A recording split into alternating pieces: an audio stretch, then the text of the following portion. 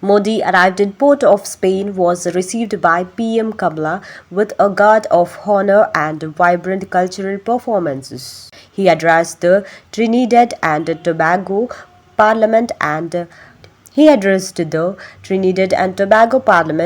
became the first Indian Prime Minister to be awarded the Order of the Republic of Trinidad and Tobago. PM Modi and PM Kamala talks and discussed about a wide range of areas: agriculture, healthcare, and disaster management, digital payments, pharmaceuticals, cultural, defense, climate change, cybersecurity, and counterterrorism.